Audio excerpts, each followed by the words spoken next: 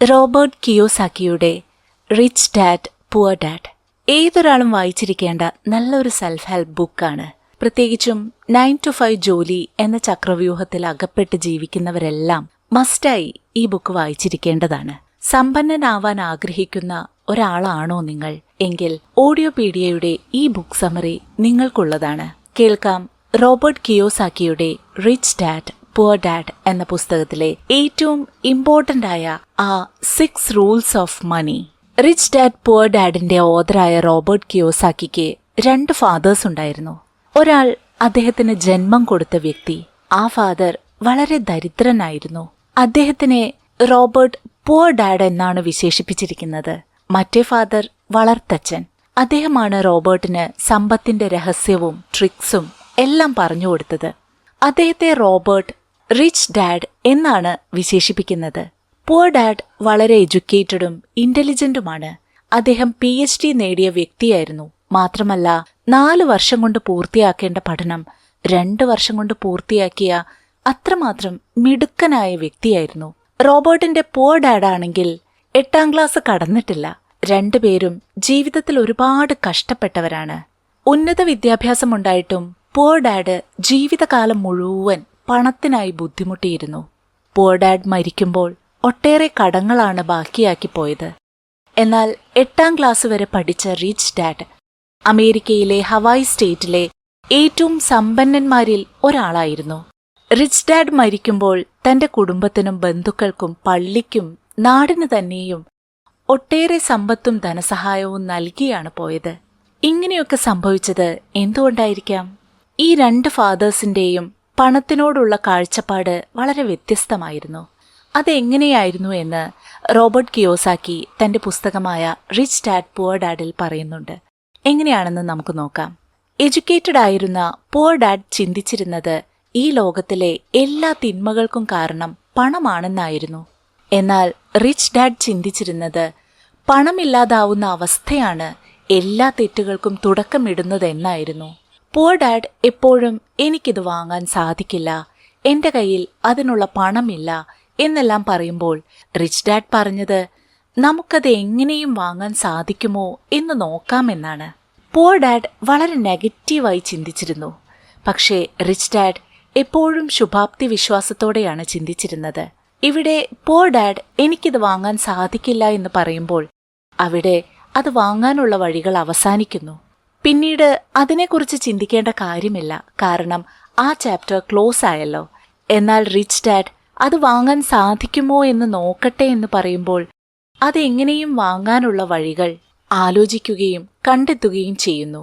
ഈ 2 ചിന്തകൾ തമ്മിൽ ആകാശവും ഭൂമിയും തമ്മിലുള്ള വ്യത്യാസമുണ്ട്. ഈ തോട്ട് ഡിഫറൻസ് തന്നെയാണ് തന്റെ ഫാദേഴ്സിൽ ഒരാളെ റിച്ചും മറ്റേയാളെ പുവറും ആക്കിയിരിക്കുന്നത് എന്നാണ് റോബർട്ട് കിയോസാക്കി പറയുന്നത്. പുവർ ഡാഡ് എപ്പോഴും റോബർട്ടിനോട് നന്നായി പഠിക്കണമെന്ന് പറയുമായിരുന്നു. നല്ലൊരു കമ്പനിയിൽ ജോലി കിട്ടാനായിരുന്നു അത്. എന്നാൽ റിച്ച് ഡാഡ് റോബർട്ടിനോട് പറഞ്ഞത് നന്നായി പഠിച്ച് ഹാർഡ് വർക്ക് ചെയ്ത് നല്ലൊരു കമ്പനി തുടങ്ങണമെന്നായിരുന്നു. ഒരാൾ റോബർട്ടിനെ എംപ്ലോയിയായും മറ്റൊരാൾ റോബർട്ടിനെ മുതലാളിയായുമാണ് ചിന്തിച്ചിരുന്നത്. എനിക്ക് പണക്കാരനാകാൻ സാധിക്കാത്തത് എന്റെ മക്കളെ പരിപാലിക്കേണ്ടതുകൊണ്ടാണെന്ന് പുവർ ഡാഡ് പറയുമ്പോൾ റിച്ച് ഡാഡ് പറഞ്ഞത് എനിക്ക് പണം വേണം, എന്റെ മക്കളെ നന്നായി നോക്കാൻ എന്നായിരുന്നു. റിച്ച് ഡാഡ് ഭക്ഷണ സമയത്ത് പണത്തെക്കുറിച്ചും ബിസിനസിനെക്കുറിച്ചും സംസാരിക്കാൻ താൽപ്പര്യപ്പെട്ടിരുന്നു. അദ്ദേഹം റോബർട്ടിനെ പ്രോത്സാഹിപ്പിച്ചിരുന്നു അങ്ങനെ സംസാരിക്കാൻ. എന്നാൽ പുവർ ഡാഡി ഭക്ഷണം കഴിക്കുമ്പോൾ പണത്തെക്കുറിച്ച് പറയരുതെന്ന് ശഠിച്ചിരുന്നു.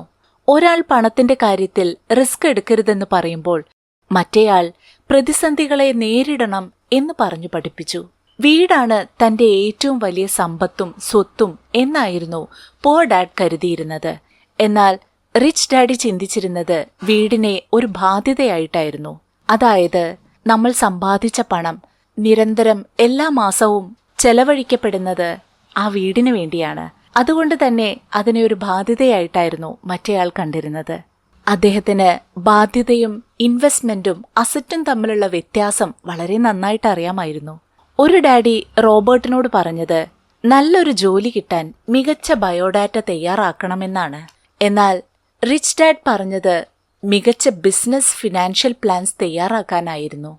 റോബർട്ട് റിച്ച് ഡാഡിന്റെ ശിക്ഷണത്തിൽ വരുന്നത് അദ്ദേഹത്തിന് 9 വയസ്സുള്ളപ്പോഴാണ്. പിന്നീടുള്ള 30 വർഷങ്ങൾ അദ്ദേഹത്തിൽ നിന്ന് റോബർട്ട് ഒരുപാട് പാഠങ്ങൾ പഠിച്ചു. അദ്ദേഹത്തിൽ ഒരു സാമ്പത്തിക അച്ചടക്കമുണ്ടായി. റിച്ച് ഡാഡ് റോബർട്ടിന് പകർന്നു നൽകിയ ജീവിത പാഠങ്ങളിൽ ഏറ്റവും പ്രധാനപ്പെട്ട 6 പാഠങ്ങളാണ് ഈ വീഡിയോയിലൂടെ പങ്കുവെക്കുന്നത്. ഈ 6 കാര്യങ്ങളാണ് റോബർട്ടിന്റെ ഡാഡിയെ റിച്ചാക്കി മാറ്റിയത്, അതുപോലെ റോബർട്ടിനെയും. സോ ഈ 6 പോയിന്റ്സും കൃത്യമായി മനസ്സിലാക്കാൻ വീഡിയോ പൂർണ്ണമായി കാണാൻ ശ്രമിക്കുക. ആദ്യത്തെ lesson: rich people do not work for money. സമ്പന്നർ ഒരിക്കലും പണത്തിനു വേണ്ടിയല്ല പണിയെടുക്കുന്നത്, പണം അവർക്ക് വേണ്ടിയാണ് പണിയെടുക്കുന്നത്. മിഡിൽ ക്ലാസ്സിലുള്ളവരും പാവപ്പെട്ടവരും പണത്തിനായാണ് ജോലി ചെയ്യുന്നത്. എന്നാൽ പണം സമ്പന്നർക്ക് വേണ്ടി ജോലി ചെയ്യുന്നു. ഇതെന്താ ഇങ്ങനെ പറയുന്നത് എന്ന് ചിന്തിക്കേണ്ട, സത്യമാണ്. സാധാരണക്കാർ പണത്തിനു വേണ്ടി നെട്ടോട്ടമോടുമ്പോൾ സമ്പന്നർ പണം കൊണ്ട് പണിയെടുപ്പിക്കുകയാണ്. ഒരു മിഡിൽ ക്ലാസ്സിൽപ്പെട്ട വ്യക്തി യഥാർത്ഥത്തിൽ റാറ്റ് റേസിൽപ്പെട്ട് ജീവിതം തീർക്കുകയാണ് ചെയ്യുന്നത്. ഈ റാറ്റ് റേസ് എന്ന് പറഞ്ഞാൽ എന്താണെന്ന് ഞാൻ വ്യക്തമാക്കി തരാം.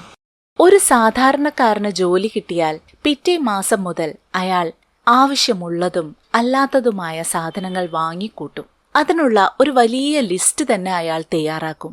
എക്സ്പെൻസീവ് ഡ്രസ്സുകൾ, ഫോൺ, ഷൂസ്, ലാപ്ടോപ്പ്, കാർ, അങ്ങനെ പലതും. ഇതെല്ലാം തനിക്ക് അത്യാവശ്യമാണ് എന്നാണ് അവർ ചിന്തിക്കുക. ഇതോടെ ആ വ്യക്തി ഒരു ട്രാപ്പിൽ പെടുകയാണ്, അതായത് EMIയുടെ ട്രാപ്പ്. EMI എന്ന് പറയുന്നത് നിസ്സാരമായ ഒരു ട്രാപ്പല്ല. വർഷങ്ങളോളം നിങ്ങൾ പണം അടച്ചുകൊണ്ടേയിരിക്കും.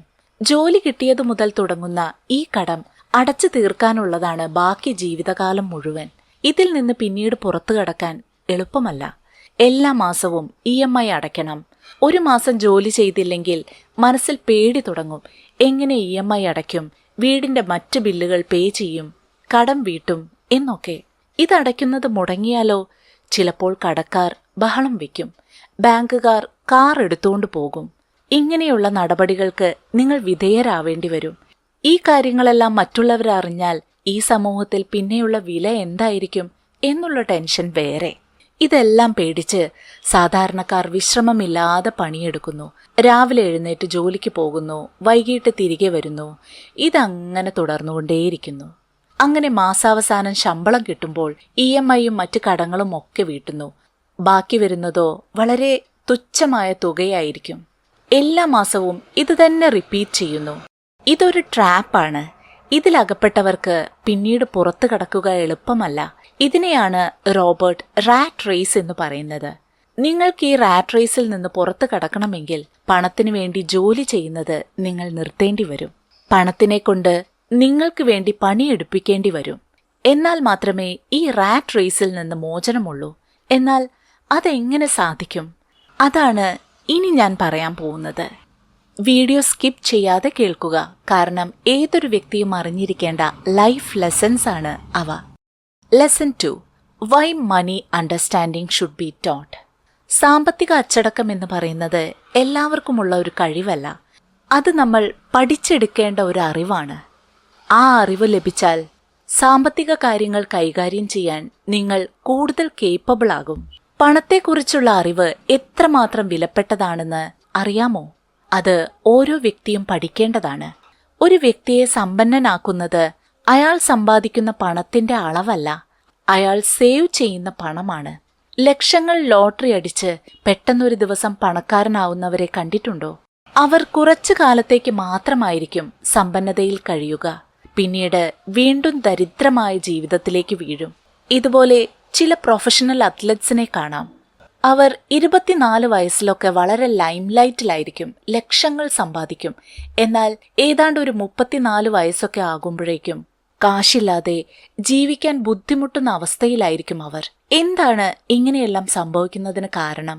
അതിന് പിന്നിലെ കാരണം മറ്റൊന്നുമല്ല, പണത്തെക്കുറിച്ചും അതിന്റെ വിനിമയത്തെക്കുറിച്ചുമുള്ള അറിവില്ലായ്മയാണ്.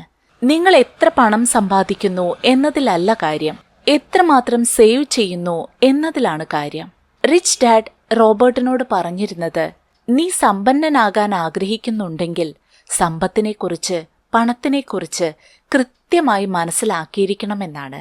ഇതിന് ആദ്യം അസറ്റ്സ് അതായത് ആസ്തി, ലയബിലിറ്റി അതായത് ബാധ്യത, ഇവ തമ്മിലുള്ള വ്യത്യാസം കൃത്യമായി മനസ്സിലാക്കിയിരിക്കേണ്ടതാണെന്ന് അദ്ദേഹം റോബർട്ടിനോട് പറയുമായിരുന്നു. അസറ്റ് എന്ന് പറയുന്നത് നിങ്ങളുടെ പോക്കറ്റിലുള്ള പണമാണ്. എന്നാൽ ലയബിലിറ്റീസ് നിങ്ങളുടെ പോക്കറ്റിൽ നിന്ന് പണം എടുത്തുകൊണ്ടു പോകും. ഇതാണ് പണത്തെക്കുറിച്ചുള്ള ഫസ്റ്റ് ആൻഡ് ലാസ്റ്റ് റൂൾ. ഇതെനിക്കറിയാമല്ലോ എന്ന് തോന്നും. നിങ്ങൾക്ക് അറിയാമായിരുന്നു, പക്ഷേ നിങ്ങൾ ഒരിക്കലും അതേക്കുറിച്ച് ബോധവാനല്ല എന്നതാണ് സത്യം. അതുകൊണ്ടാണ് നിങ്ങൾ ഇപ്പോഴും കടക്കാരനായി ഇരിക്കുന്നതും. സമ്പന്നർ അസറ്റ്സ് ഉണ്ടാക്കുന്നു, ദരിദ്ര മിഡിൽ ക്ലാസ് ആളുകൾ ലയബിലിറ്റീസ് ആണ് ഉണ്ടാക്കുന്നത്. പക്ഷേ അവർ ധരിച്ചു വെക്കുന്നത് താൻ സമ്പത്താണ് നേടിക്കൊണ്ടിരിക്കുന്നതെന്നാണ്. ഈ നിസ്സാര കാര്യം തിരിച്ചറിയുന്ന ആർക്കും സമ്പന്നനായിക്കൂടെ, ഇതെത്ര എളുപ്പമായ കാര്യമാണെന്ന് തോന്നാം. പക്ഷേ പ്രാക്ടിക്കലി ഈ വ്യത്യാസം മനസ്സിലാക്കിയെടുക്കുന്നതും അവ ജീവിതത്തിൽ അപ്ലൈ ചെയ്യുന്നതും പറയുന്ന പോലെ അത്ര എളുപ്പമല്ല എന്നതാണ് സത്യം. അസറ്റ് എന്ന് പറയുന്നത് നിങ്ങളുടെ പോക്കറ്റിൽ കിടക്കുന്ന പണമാണ്. ലയബിലിറ്റീസ് നിങ്ങളുടെ പോക്കറ്റിൽ നിന്ന് പണം എടുത്തുകൊണ്ടു പോകുന്നു. റിച്ച് ഡാഡ് കരുതിയിരുന്നതും ഇതുപോലെയാണ്. നമ്മൾ കയ്യിൽ പണം വരുമ്പോൾ അത് ചിലവഴിക്കുന്നത് അസറ്റിനാണോ ലയബിലിറ്റീസിനാണോ എന്ന് ശ്രദ്ധിക്കണം. അസറ്റും ലയബിലിറ്റിയും തമ്മിലുള്ള വ്യത്യാസം കൃത്യമായി മനസ്സിലാക്കുക. നിങ്ങൾ ജീവിതത്തിൽ പണക്കാരനാകാൻ ആഗ്രഹിക്കുന്നുണ്ടെങ്കിൽ നിങ്ങൾ അസറ്റ്സ് ആണ് നേടിയെടുക്കേണ്ടത്. നിങ്ങൾ ലയബിലിറ്റീസ് അതായത് ബാധ്യതകൾ ഉണ്ടാക്കിക്കൊണ്ടിരുന്നാൽ എന്നും ദരിദ്രനായി നിലനിൽക്കുകയേയുള്ളൂ. ഇതിനുദാഹരണമായി ഇത് കൂടുതൽ വ്യക്തമാക്കി തരാൻ ഞാനൊരു കഥ പറയാം. സുരേഷും രമേഷും അവർ കൂട്ടുകാരാണ്. ഇരുവർക്കും ഒരുമിച്ച് ജോലി കിട്ടി, ഒരേ ശമ്പളം. ഏതാണ്ട് കുറച്ചു മാസങ്ങൾക്ക് ശേഷം ഇരുവരും ലക്ഷങ്ങൾ സമ്പാദിക്കുന്നു. സുരേഷ് അതിൽ 10 ലക്ഷം രൂപയെടുത്ത് കാറ് വാങ്ങി. അവന് ആർഭാട ജീവിതത്തോട് വളരെ താല്പര്യമായിരുന്നു. കാറ് മാത്രമല്ല, ഫോണും വില കൂടിയ വസ്ത്രങ്ങളും മൊബൈലും വാച്ചും ഒക്കെ വാങ്ങുന്നു. അതേസമയം രമേശ് ലക്ഷങ്ങൾ കൊടുത്ത് കുറച്ച് ഭൂമിയാണ് സ്വന്തമാക്കിയത്. സുരേഷ് കാറ് വാങ്ങി വളരെ ഹാപ്പിയായി അടിച്ചു പൊളിച്ച് ജീവിച്ചുപോയി. രമേശ് ആണെങ്കിൽ ലക്ഷങ്ങൾ സമ്പാദിച്ചിട്ടും ബസ്സിലാണ് തുടർന്നും ഓഫീസിലേക്ക് പോയിക്കൊണ്ടിരുന്നത്. പക്ഷേ 5 വർഷങ്ങൾക്ക് ശേഷം രമേശിന്റെ ഭൂമിക്ക് ഇരട്ടി വിലയായി. സുരേഷിന്റെ കാറിനാണെങ്കിൽ വാങ്ങിയതിനേക്കാൾ പകുതി വിലയും കുറഞ്ഞു. രമേശ് തന്റെ ഭൂമി ഇരട്ടി വിലയ്ക്ക് വിറ്റ് മറ്റൊരു പ്രോപ്പർട്ടി വാങ്ങി, അതും ചുരുങ്ങിയ വിലയ്ക്ക്. 5 വർഷങ്ങൾക്ക് ശേഷം വീണ്ടും ഭൂമിക്ക് വില കൂടിയ സമയത്ത് ഇരട്ടി വിലയ്ക്ക് ആ പ്രോപ്പർട്ടി വിറ്റു. വീണ്ടും ആ പണം പുതിയ പ്രോപ്പർട്ടി വാങ്ങാൻ ഉപയോഗപ്പെടുത്തി. അങ്ങനെ 15 വർഷങ്ങൾ കഴിഞ്ഞപ്പോഴേക്കും ഈ ഭൂമി ഇടപാട് രമേശിനെ വലിയ പണക്കാരനാക്കി മാറ്റിയിരുന്നു. ആ സമ്പത്തിൽ നിന്ന് രമേശ് തന്റെ ആഗ്രഹം പോലെ വില കൂടിയ കാറും വീടും ഒക്കെ സ്വന്തമാക്കി സമ്പന്ന ജീവിതം നയിച്ചു. ബാക്കി വന്ന പണം രമേശ് വീണ്ടും ഭൂമി വാങ്ങാൻ ഉപയോഗപ്പെടുത്തി. അത് അദ്ദേഹത്തിന്റെ സമ്പത്ത് വർദ്ധിപ്പിച്ചുകൊണ്ടേയിരുന്നു. അതേസമയം സുരേഷോ 15 വർഷം മുമ്പ് വാങ്ങിയ കാറും മറ്റു വില കൂടിയ വസ്തുക്കളും അദ്ദേഹത്തിന് വലിയ ബാധ്യതകളാണ് ഉണ്ടാക്കിക്കൊടുത്തത്. ആ കടം അദ്ദേഹം ഇന്നും വീട്ടിക്കൊണ്ടിരിക്കുന്നു. ആ കടം വീട്ടാനായാണ് സുരേഷ് ജോലി ചെയ്തുകൊണ്ടിരിക്കുന്നത്. ഇതാണ് റിച്ച് ആൻഡ് പുവർ മൈൻഡ് സെറ്റിന്റെ ഡിഫറൻസ്. 2 വ്യക്തികളും തമ്മിലുള്ള വ്യത്യാസമുണ്ടായത് എവിടെയാണ്? രമേശ് തനിക്ക് ലഭിച്ച പണത്തെ കൊണ്ട് പണിയെടുപ്പിച്ചു. സുരേഷ് ആണെങ്കിലോ തനിക്ക് ലഭിച്ച പണം ചിലവഴിച്ച് ആ കടം വീട്ടാനായി ജീവിതകാലം മുഴുവൻ പണിയെടുത്തുകൊണ്ടേയിരിക്കുന്നു. 2 പേർക്കും കിട്ടുന്നതോ ഒരേ ശമ്പളവും. ദരിദ്രരായവർ ആദ്യം സ്വന്തമാക്കുക ബാധ്യതകളാണ്. സുരേഷിനെ പോലെ അവരുടെ പോക്കറ്റിൽ നിന്ന് പണം പോയിക്കൊണ്ടേയിരിക്കും. റിച്ച് മൈൻഡ് സെറ്റ് ഉള്ളവർ രമേഷിനെ പോലെ സമ്പത്ത് വർദ്ധിപ്പിക്കുന്നതിലാണ് ശ്രദ്ധിക്കുക.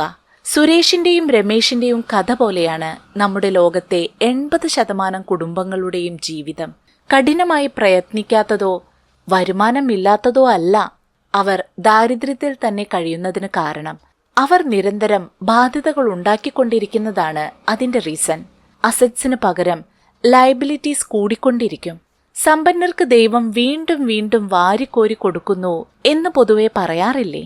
അത് മറ്റൊന്നുമല്ല, അവർ ധാരാളം പണം സമ്പാദിച്ച് അതിൽ നിന്ന് ചിലവുകൾ നടത്തിയാലും പിന്നെയും പണം അവശേഷിക്കും.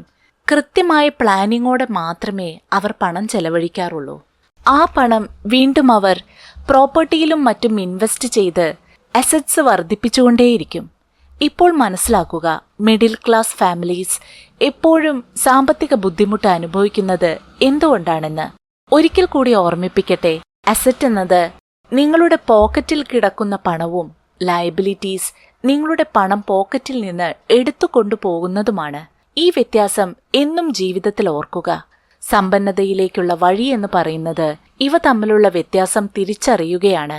ഇത് മനസ്സിലാക്കിയാൽ നിങ്ങളുടെ അസറ്റ്സ് വർദ്ധിപ്പിക്കാനാകും, നിങ്ങളുടെ ചിലവിനെ നിയന്ത്രിക്കാനും സാധിക്കും.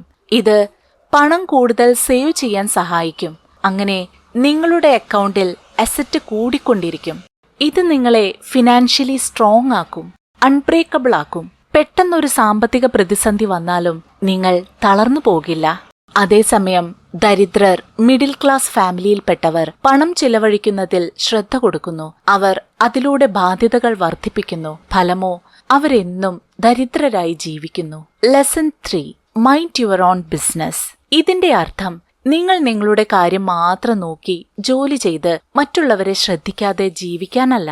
മൈൻഡ് യുവർ ഓൺ ബിസിനസ് എന്നാൽ ഉദ്ദേശിക്കുന്നത് നിങ്ങൾ നിങ്ങളുടെ ജോലി തുടർന്നുകൊണ്ടിരിക്കുക, പണം കൂട്ടിവെച്ച് അസറ്റ് വർദ്ധിപ്പിച്ചുകൊണ്ടിരിക്കുക എന്നാണ്. ഒപ്പം ലയബിലിറ്റി കുറച്ചുകൊണ്ടും വരിക. ഇങ്ങനെ ചെയ്യുമ്പോൾ ജോലി ചെയ്യുന്ന കാലം തന്നെ നിങ്ങൾക്ക് സമ്പന്നനാവാൻ സാധിക്കും. ബാധ്യതകൾ ഒഴിവാക്കി കടങ്ങളില്ലാതെ ജീവിക്കാൻ സാധിക്കും. അതിനായി സ്വന്തം ജോലിയിൽ വളരെ ശ്രദ്ധ കൊടുക്കുക. അതിലൂടെ ലഭിക്കുന്ന പണം ആസ്തി വർദ്ധിപ്പിക്കാൻ ഉപയോഗപ്പെടുത്തുക. ആർഭാടത്തിനു വേണ്ടിയും അത്യാവശ്യമെന്ന് കരുതിയും ഉണ്ടാക്കുന്ന ബാധ്യതകളെ ഒഴിവാക്കാൻ ശ്രമിക്കുക. ഒഴിവാക്കാൻ സാധിക്കുന്ന ചിലവുകളെ ഒഴിവാക്കുക. നിങ്ങൾ പുതിയൊരു കാർ 10 ലക്ഷം രൂപ കൊടുത്ത് വാങ്ങുമ്പോൾ ആ കാർ ഷോറൂമിൽ നിന്ന് വീട്ടിലെത്തും മുമ്പ് തന്നെ അതിന്റെ വില 25% കുറഞ്ഞുവെന്ന് തിരിച്ചറിയുക. അപ്പോൾ ആ കാർ ഒരു ട്രൂ അസറ്റ് ആണോ? അല്ല. പിന്നെ എന്താണ്? നിങ്ങൾ കടം വാങ്ങിയും ലോൺ എടുത്തുമാണ് ആ കാർ വാങ്ങിയതെങ്കിൽ അത് നിങ്ങളുടെ അസറ്റ് അല്ല, ബാധ്യതയാണെന്ന് തിരിച്ചറിയുക.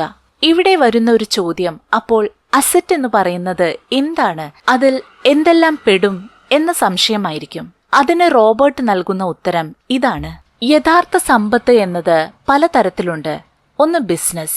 അതിന്റെ ഓണർ നമ്മളാണ്, പക്ഷേ അത് നടത്തുന്നത് മറ്റൊരാളായിരിക്കും. ഇനി അവിടെ ജോലി ചെയ്യുക എന്ന് പറയുമ്പോൾ അത് ബിസിനസ് ആവില്ല, പകരം നമ്മുടെ ജോലി സ്ഥലമായി മാറും. അപ്പോൾ ഏതെങ്കിലും ബിസിനസിന്റെ പാർട്ട്ണർഷിപ്പോ അല്ലെങ്കിൽ ഓണർഷിപ്പോ ഏറ്റെടുക്കുക.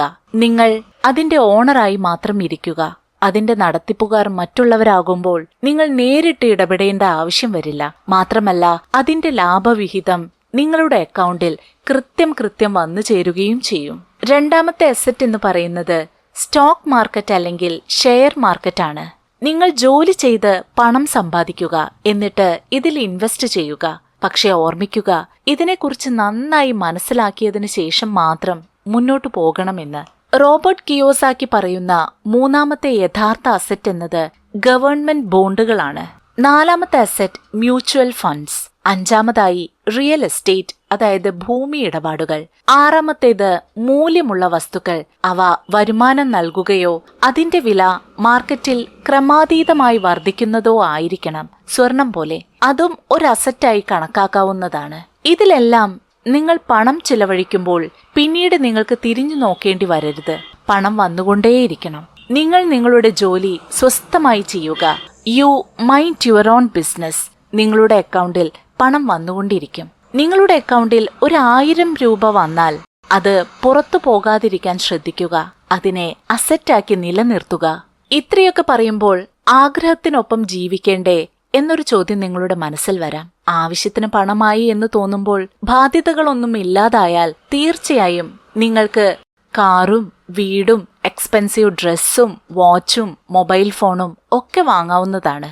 പണം വർദ്ധിച്ച് ഒരു ലെവലിൽ എത്തിയാൽ പിന്നെ എത്ര ചിലവുകൾക്കും നിങ്ങളെ സാമ്പത്തികമായി തകർക്കാനാവില്ല എന്ന കാര്യം മനസ്സിലാക്കുക. സമ്പന്നരായവർ സമ്പത്ത് നേടിയിട്ടാണ് ജീവിതം അടിച്ചുപൊളിക്കുന്നത്. പക്ഷേ ദരിദ്രരും മിഡിൽ ക്ലാസ്സിലുമുള്ളവർ പണം വരുമ്പോഴേ ആർഭാട ജീവിതത്തിനായി അവ ചെലവാക്കി തുടങ്ങും. അത് അവരെ ജീവിതകാലം മുഴുവൻ ബാധ്യതകൾക്ക് നടുവിൽ നിർത്തും. ഈ സത്യം മനസ്സിലാക്കിയാൽ നിങ്ങൾക്കും സമ്പന്നരേക്കാൾ സമ്പന്നരാകാം. ഇനിയും ഇതിൽ വ്യക്തതക്കുറവ് എന്തെങ്കിലും ഉണ്ടെങ്കിൽ തീർച്ചയായും ഈ വീഡിയോയുടെ പിന്നിലേക്ക് പോയി വീണ്ടും ഒരിക്കൽ കൂടി ഇവ കേൾക്കുക. ഇനി lesson 4, history of tax and the power of corporation. ഒരുപാട് കഷ്ടപ്പെട്ട് സമ്പാദിക്കുന്ന പണം ടാക്സിന്റെ പേരിൽ നഷ്ടപ്പെടുത്താതിരിക്കുക. അതിനായി നിയമത്തിനുള്ളിൽ തന്നെ നിന്ന് അത് മനസ്സിലാക്കി ഗവൺമെന്റ് ടാക്സ് കുറയ്ക്കാനുള്ള വഴികൾ നോക്കുക. ഇതിലൂടെ ആയിരങ്ങളാണ് നിങ്ങൾക്ക് സേവ് ചെയ്യാൻ സാധിക്കുക. ടാക്സ് അടയ്ക്കുന്നവർ യഥാർത്ഥത്തിൽ സാധാരണക്കാരാണ്. പണം ഉണ്ടാക്കി തുടങ്ങിയാൽ അവ സംരക്ഷിച്ചു നിർത്താനുള്ള വഴികളും നിങ്ങൾ മനസ്സിലാക്കുക. ടാക്സായും മറ്റു പലതരത്തിലും വരുന്ന പണമൊഴുക്കിനെ തടയാനുള്ള മാർഗങ്ങൾ മനസ്സിലാക്കുക. ഈ ലോകത്ത് സമ്പന്നരായിരിക്കുന്നവർ പലപ്പോഴും ഈ ടാക്സ് കുറയ്ക്കാൻ പല ശ്രമങ്ങളും നടത്തുന്നവരാണ്. അവർ സമ്പത്തിനെ നിലനിർത്തുന്നതും അങ്ങനെയാണ്. അതിന് അവിടെ നിയമം അറിയണം. ആ സിസ്റ്റം എങ്ങനെയാണ് പ്രവർത്തിക്കുന്നത് എന്ന് മനസ്സിലാക്കണം. ഇതേക്കുറിച്ച് അറിവില്ലാത്തവർ പറ്റിക്കപ്പെടും. എളുപ്പം പണവും നഷ്ടമാകും.